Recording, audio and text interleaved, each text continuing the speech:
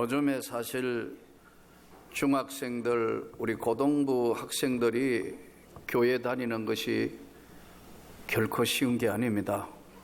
왜냐하면 교회에 오면은 하나님이 살아계신다 해서 창조론을 가르치고, 학교 가면 인간은 진화된 것이라 진화론을 가르치고, 학교에서 배운 것과 교회에서 배운 것이 상충되어서 아마 우리 지금 중고등부 학생들은 굉장히 여러 가지로 안정되어 있는 신앙생활이 아니면 혼란할 겁니다. 그래서 이 과정을 반드시 넘어야 되는데 그게 참 쉽지 않습니다. 그래서 교회에 오면 듣는 척 해요. 듣는 척 한다고요? 그리고 믿는 척 해주는 거예요. 그러니까 학교 가면 친구하고 안 믿는 애하고도 거의 안 믿는 상태로 돌아가서 생활을 해요. 왜냐하면 학교에서는 선생님이 진화론을 가르치지 창조론을 가르치지 않아요. 요즘은 뭐 창조론도 조금 이제 하도 그러니까 삽입해서 하는 학교들이 조금 있다고 그러지만 대부분 그렇지 않아요. 제가 고등학교 시절에도 보니까 한 번은 선생님 중에 대부분 좋은 선생님들이지만요, 조금 선생님이 조금 인격적으로 그러신 분들도 없잖아 있지 않습니까? 예수 믿는 아이들 불러놓고 뭐 어떨 때는 반에 수업하다가 동정녀 탄생이 그걸 믿는 한심한 애들이 여기 있다고 이렇게 이야기하고, 때로는 어떨 때는 뭐 죽었다가 살아났다고? 이 바보들아 그걸 믿어? 이런 식으로 이야기해가지고 뭐 애들이 굉장히 그 시험에 들고 힘들어하는 애들 봤어요.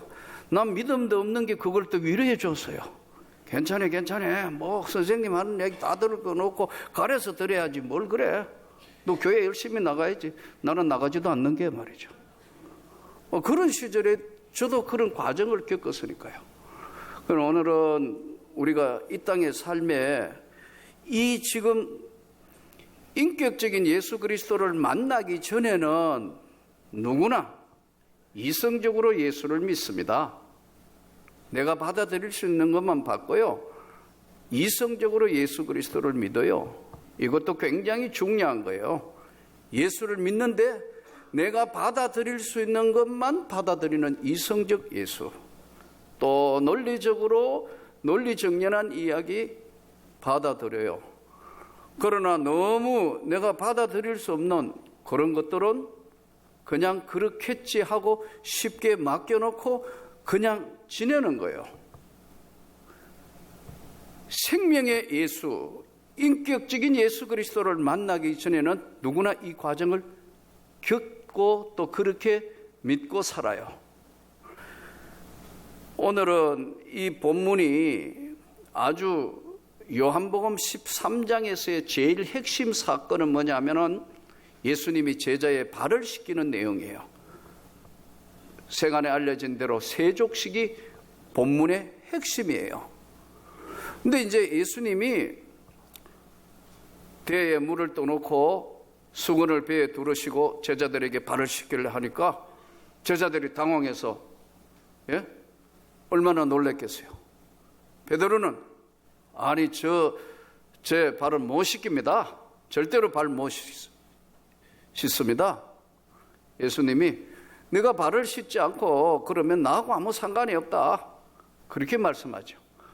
그러니까 이 단순하고 감정적이고 이런 이 베드로는 그러면 목욕을 시켜주시다. 아예 그냥 한번 목욕한 사람은 또 할 필요는 없고 발만 씻으면 돼. 한번 하나님 앞에 은혜를 받고 새로워진 사람은 삶에 있어서 또 넘어지고 시험 들고 깨어지고 아픔에 고통이 있다 해도 그거 다 다시 하는 것이 아니고 한번 구원은 영원한 구원이야. 그러니까 회개하며 발 씻으면 돼, 이 말씀이에요. 아주 쉽게 이야기하면.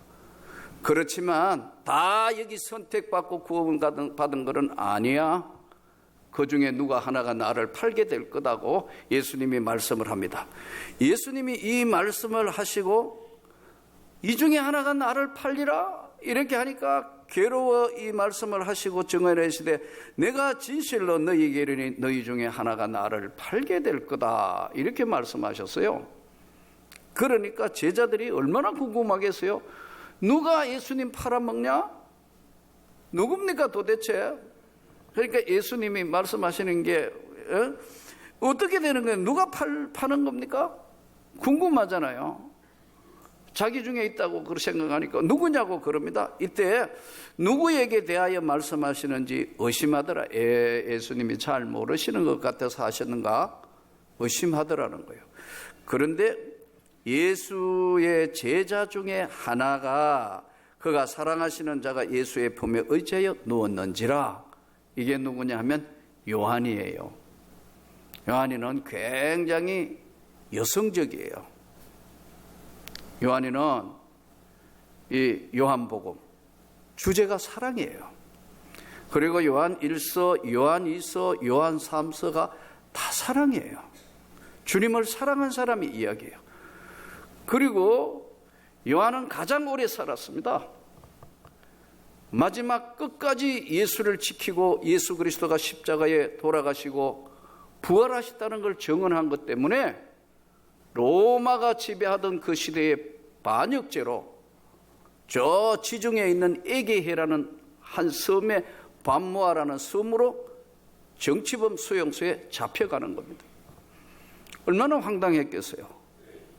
너무 고통스러워서 하나님 앞에 구하고 기도하는 그때 하늘이 열리면서 내려주신 말씀이 요한계시록입니다. 지금 현재 세계와 장차 올 세계를 요한의 눈을 열어서 하나님의 말씀이 쏟아진 게 그게 요한계시록이에요. 요한이는 굉장히 여성적이며 사랑이 많아서 최후의 만찬에도 예수님 품에 이렇게 기대어 있는 그림이 나온 게 그게 요한이에요. 요한이가 항상 예수님 품에 기대어 있으니까 예수님하고 요한이하고는 가깝잖아요.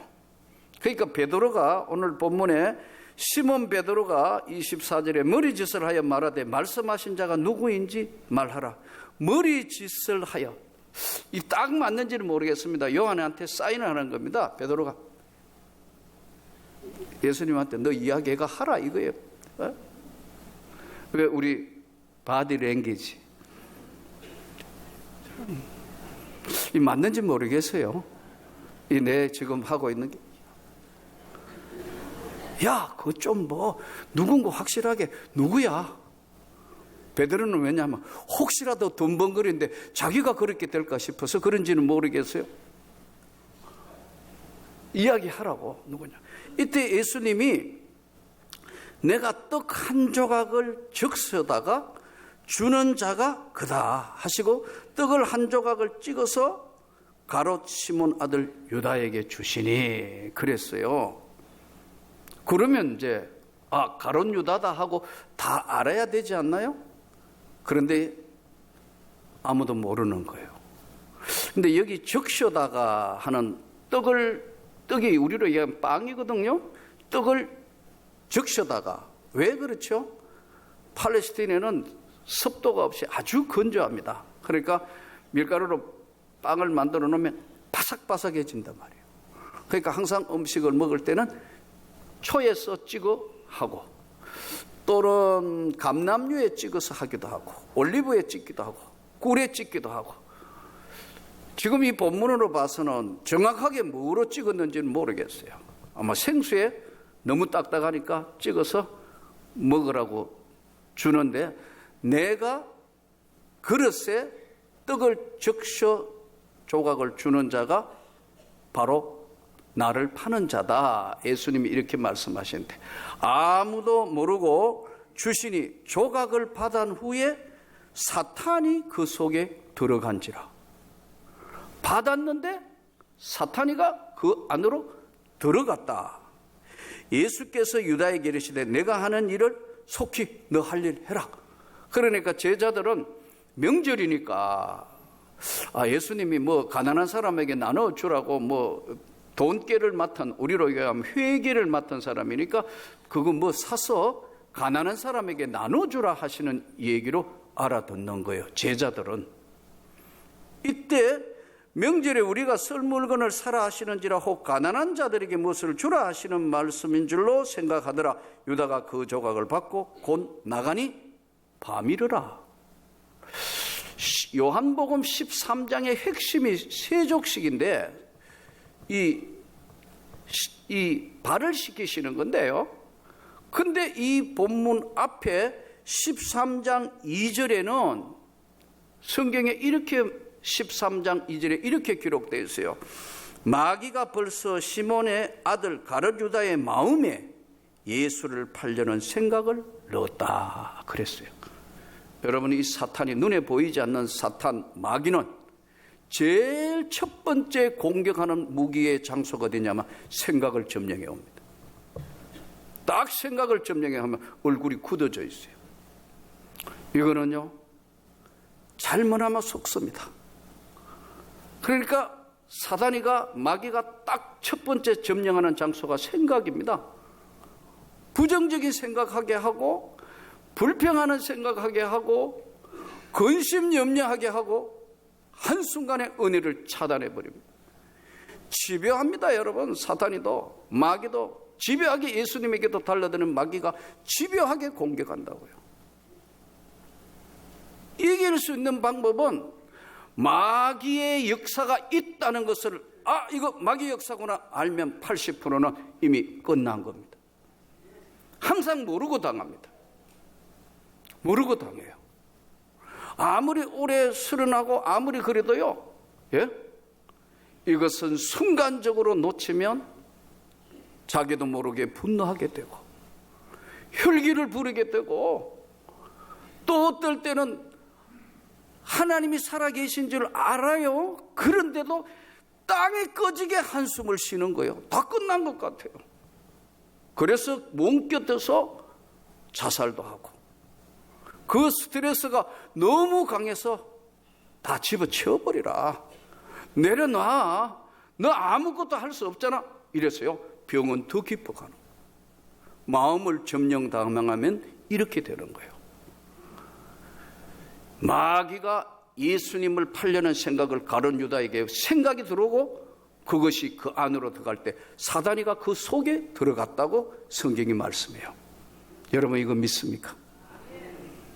저는 여러 차례 말씀드렸지만 1982년도에 경상도 청송 진보에 있는 학교 교사로 부임해 갔습니다. 내가 지금 와서 돌아봐도 왜 그 길을 갔는지 전 모르겠어요. 어쨌든 뭐 결혼해서 가지 않을래야 갈 수 없어서 어쨌든 그 학교로 부임을 했는데, 거기 가서 나는 내 인생을 돌아보게 되었어요. 하나님이 정말로 살아계시는 거 아닌가? 이거 정말 어떻게 해야 될 것이냐? 진짜 하나님이 살아계시면 이렇게 예수 믿는 것은 차라리 형식적인가? 안 하든지 어떻게 해야겠다, 그런 생각에 어떻게 하면 좋을까? 결론을 얻은 게 죽기 살기 성경을 읽은 겁니다. 제가 얼마 전에 우리 오 목사님에게 내가 30몇 년 전에 읽었던 성경을 하도 너덜너덜해서 가족으로 좀 제본을 해 주시오. 내 이 세상 떠날 때 마지막 남길 수 있는 것 중에 하나가 그거니까. 지금 제 책상에 있어요. 그 안에 평신도는 상상할 수 없는 것, 내가 알 수 있는 모든 것 그 안에 적고 읽고, 그 안에 적고 읽고, 그 안에 적고 읽고를 계속했지만, 하나님의 인격적으로 살아계시는 것, 조금 전에 말씀드린 것처럼 이성적으로나 내가 받아들일 수 있는 모든 것들, 이런 것들은 동의하지만 이 영의 세계, 영적으로 분별력을 가지고 마귀가 역사한다? 눈에 안 보이는 거잖아요. 사탄이가 우리를 집요하게 공격한다? 눈에 안 보이는 세계예요. 이게 진짜 실존하는 것인가? 고민이 되었어요. 그러면서 기도하고 갈등하고, 시골에 더 이상 여기 있어서는 안 되겠는데 대구시내 1급지로 가든지 교수를 하든지 해야 되겠는데, 이건 내 인생은 아닌데 간절히 정말 메어달려 기도하고 있던 어느 날 성령을 받았어요. 둘째 날을 제가 간정책에도 썼지만 학교 출근했는데 강력한 성령이 나를 붙들으니까 자살 소리가 들리더라고. 교무실에 앉았다가 밖으로 나갔다. 소리 들리는데 가니까 중고 병설 학교예요. 학생 수만 1080명이에요. 적은 학교가 아닙니다, 여러분. 소리 나는 쪽으로 쫙 오른쪽으로 가니까 중학교 1학년짜리. 1학년 끝내고 그때가 봄방학이니까 2학년 올라가기 직전의 아이인데 문을 착 여니까 저쪽 중간쯤에 앉은 여자 중학교 학생 등에서 소리가 나는 거예요. 자살. 여러분 이게 이해가 돼요? 너무 놀래가 가니까 선생님이 아침 조회 시간이니까 당황해서 제가 그때 직책이 학생과장이었어요. 문을 열고 들어가니까 왜 그러세요? 그러니까 잠깐만요. 그 아이 앞에 와가 단독직입적으로 묻는 거예요. 왜 자살하려고 그래요? 왜? 막 우는 거예요. 같이 사귀던 여학생 하나가 이제 너하고 그만 사귄다 하는 바람에 이게 말이 돼요? 자살하려고 농약 준비해놨는데 그걸 알게 하시는 하나님. 연락해가지고 동네 그때만 전화가 없을 때가 동네 이장이 이 해가 농약 찾고 애는 울고 그 엄청난 일들이 벌어지니까 와 이거 내 힘으로 어떻게 할 수 없는 강한 힘이 나를 붙들기 시작할 때 나는 그 밤에 하나님 앞에 엎드려 한없이 울은 거예요. 잘못했습니다. 하나님, 나같이 부족하고 나같이 모자라는 거, 내 영혼에 강력한 음성이 들리는 거, 너는 내 일을 해라. 너는 내 일을 해라. 못합니다. 하나님, 난 믿음도 없고 대를 믿는 가정도 아니고 온 집안 예수 안 믿는데 내가 무슨 죄를 못해요 주님. 아니야, 내가 네하고 함께하마. 어떻게 할 방법이 없었어요. 못합니다. 하나님, 아니야, 너 세상 살 날이 많을 텐데 진짜 너 필요한 거 있으면 너가 똑바로 행동한다고 생각하고 진짜 필요한 거 있으면 내가 네 기도 들어주마. 그래서 다 중단하고 아내를 설득하여 이 길을 걸어왔어요. 그러한 나도 어떨 때는 잠깐 이 사탄의 역사, 마귀의 역사 잡히면 내 얼굴이 굳어지고 어떨 때는 소리도 지르고 어떨 때는 혈기도 부리고 30년을 목회한 입장인 내 입장이 어떨 때 땅이 꺼지도록 한숨 쉬는 내 모습을 볼 때마다 아직도 멀었구나. 그래도 위로받는 게 있어요. 바울 사도하고 바나바도 격렬하게 싸우는 거 보니까 나는 그 정도는 아니까 그래도 주님이 나를 용서해 주시는구나. 여러분, 부부 싸움에도 곧 같이 회개하기를 바랍니다. 부족한 것, 모자라는 것, 앞길이 캄캄해가 다 끝났다 해도 절대 그렇지 않습니다. 여러분, 똑똑한 사람이 세상을 바꾸는 게 아닙니다. 지식이 있고 돈 많은 사람이 세상을 바꾸는 게 아니에요. 말 많은 사람들이 세상을 바꾸는 게 아닙니다. 여러분, 기도하는 사람이 세상을 바꾸는 겁니다. 마가복음 11장 17절에는 내 집은 만민이 기도하는 집이라고 말씀해요. 그러니까 이 사탄을 이길 수 있는 능력과 힘은 기도하는 것밖에는 방법이 없어요. 그래서 하나님의 은혜에 여러분과 제가 잡혀 있을 때만 이기는 거예요. 주님 앞에 주님을 똑바로 보고 있는 시선을 잠깐만 딴 데 보면 나는 시험에 들 수 있고 나는 넘어지기도 하고 여전히 세상 근심, 염려, 걱정 때문에 내 마음은 아프고 스트레스 때문에 위가 탈나기도 하고 약을 먹어도 잠을 들 수 없는 이것은 바로 사단이가 생각을 공격을 하는 거예요. 계속 공격을 하기 때문에 지배합니다. 여러분, 믿음으로 이기기를 축복합니다. 이길 수 있는 것은 여러분, 이길 수 있는 것은 다른 방법이 없어요. 믿음으로, 오직 믿음으로 기도로, 순종으로만 이기는 겁니다. 내 것이 아닌 하나님의 권세와 능력으로 이기는 것이 신앙생활이지, 내 방법으로 계속해서 믿는다면 그것은 아직도 이성적 수준에 머물 수밖에 없어요. 사람들에게 중요한 건 경험입니다. 젊은이들보다 연세 많은 우리 어르신네들이 훨씬 지혜로워요. 어지간한 것이 흔들리지 않습니다. 많은 경험을 하고 그렇게 살아오셨기 때문에 흔들리지 않아요. 그 경험은 대단히 중요합니다. 그러나 그 경험이 아무리 중요하다 하더라도 하나님이 주시는 신의 한 수보다는 100분 아무것도 아니에요. 저는 여러분들이 하나님의 신의 한 수가 여러분을 지배하기를 축복합니다. 그럴 때는 세상을 이길 수 있는 사도들처럼 능력자가 되는 거예요. 잠시 딴 놈 파고 잠시 딴 거 생각하면 여전히 나도 사단에게, 마귀에게 내 뒤꿈치를, 어떨 때는 멱살을 몰리기도 해요. 강한 것들입니다. 이것들이 좀처럼 물러가지 않습니다. 집요하게 달라들이지만 이길 수 있는 것은 말씀을 깊이 묵상하기를 축복합니다. 이 말씀이 육신이 되어 우리 가운데 오신 예수는 어려울 때마다 찬송 듣고 말씀을 붙들고 기도하면 이 사단이는 가장실에서 견딜 수 없어서 튀어져 나가는 겁니다. 눈으로 튀어나오고, 코로 튀어나오고, 귀로 튀어나오고, 모든 것에서 한 길로 왔다가 7길로 물러가는 줄 믿습니다. 안 그러면 잠깐만 딴짓하면, 딴 생각에 빠지면 무너져 버립니다. 공식적으로 중국이 1949년도 공산화, 완전한 공산화를 선언하면서 선교사를 다 추방해 버렸습니다. 중국 공산당들이. 공식적으로 중국에는 공식 선교사는 한 명도 없습니다. 지금도 마찬가지예요. 공산주의 나라를 세우고 선언하면서 다 물리쳐 버렸다고요. 그렇지만 하나님의 사람들의, 살아있는 하나님의 사람들이 기도하고 그 땅에 뿌리를 내려 지금은 중국 대륙에 예수 믿는 사람이 1억도 넘습니다. 여러분,